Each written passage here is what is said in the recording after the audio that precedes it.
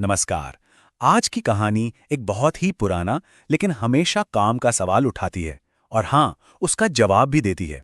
कहानी का नाम है ईमानदारी का फल। तो सवाल यही है, क्या ईमानदारी हमेशा जीतती है? मतलब क्या सच में? ये कहानी ना इसी एक सवाल के आसपास घूमती है और ये दिखाती है कि कैसे अच्छे लोगों का भी इम्तिहान होता है। चलिए, सबसे पहले मिलते हैं कहानी के हीरो से, भूषण से, जो कि एक बहुत ही मेहनती और ईमानदार इंसान है। तो होता यह है कि भूषण के गांव में भयानक सूखा पड़ता है। अब जीने के लिए काम तो चाहिए, सो उसे अपना गांव, अपना घर-बार सब छोड़कर निकलना पड़ता है। काम ढूंढते ढूंढते वो एक अमीर किसान जगत सेठ के पास पहुंचता है। अब उसके पास कोई बड़ी पहचान या सिफारिश तो थी नहीं। उसके पास थी तो बस एक चीज, उसकी ईमानदारी। और वो सेठ से बस यही कहता है, सेठ जी, आप जो भी काम देंगे ना, मैं उसे पूरी लगन और पूरी ईमानदारी से करूंगा। यही उसका रेज्यूमे था और यही उसका वादा।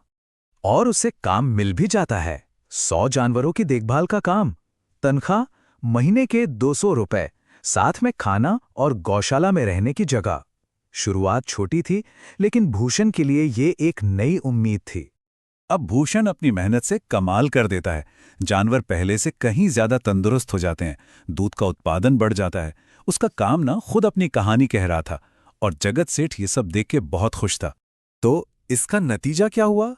जगत सेठ ने खुश होकर उसकी तनख्वाह सीधी डबल कर दी, 200 से 400।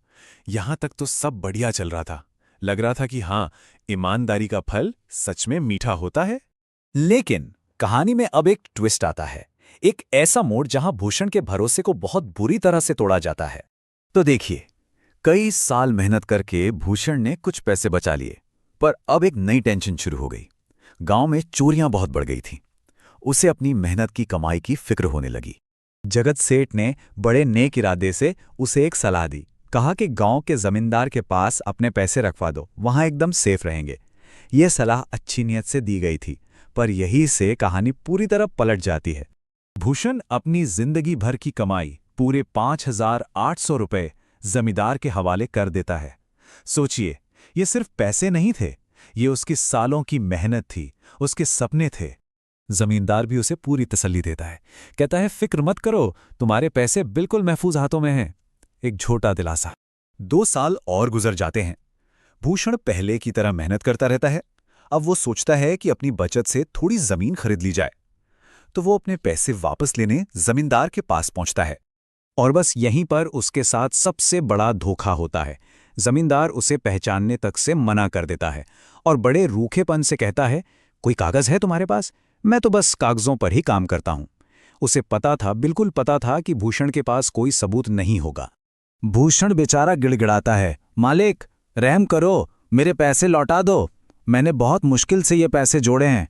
उसकी आवाज में पूरी तरह से लाचारी थी। लेकिन उस जालिम जमींदार पर कोई असर नहीं होता। उल्टे वो भूषण को ही धोखेबाज ठहरा देता है और अपने आदमियों से उसे खूब पिटवाता है।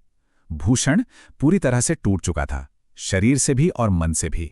जब लगता है कि अब सब खत्म हो गया, तभी कहानी में एक उम्मीद की किरण नजर आती है, एक बहुत ही चतुर योजना के रूप में। जगत सेठ को जब ये सारी कहानी पता चलती है तो उसे बहुत अफसोस होता है। उसे लगता है कि यह सब उसकी सलाह की वजह से हुआ। तो वो ठान लेता है कि भूषण के पैसे वो वापस लाकर ही रहेगा और वो एक प्लान बनाता है। प्लान बहुत सिंपल था पर बहुत असरदार। स्टेप 1, सेठ जमींदार को एक बहुत बड़ा लालच देगा। स्टेप 2, ठीक उसी वक्त भूषण फिर से अपने पैसे मांगने पहुंचेगा। और स्टेप 3, जमींदार का लालच ही उसे फंसा देगा। और अब कहानी अपने क्लाइमैक्स पर पहुंचती है। देखते हैं कि कैसे भूषण को उसकी ईमानदारी का फल मिलता है। तो जगत सेठ चारे के तौर पर 50,000 रुपए लेकर जमींदार के पास जाता है। वो कहता है कि उसे एक बिजनेस ट्रिप पर जाना है और ये पैसे सुरक्षित रखवाने हैं। अब 50,000 इतना बड़ा लालच था कि जमींदार मना कर ही नहीं सकता था। जैसे ही सेठ वहां बैठता है, प्लान के मुताबिक भूषण आ जाता है। अब जमींदार सोचता है कि इस छोटे मोटे झगड़े की वजह से कहीं ये बड़ी रकम हाथ से ना निकल जाए। तो वो फौरन भूषण से माफी मांगता है और उसके 5,800 रुपए लौटा देता है, ये साबित करने के लिए कि वो कितना ईमानदार है। और ठीक उसी वक्त जगत सेठ का नौकर एक मैसेज लेकर आता है। कहता है कि सेठ जी, वो बिजनेस ट्रिप कैंसिल हो गई है।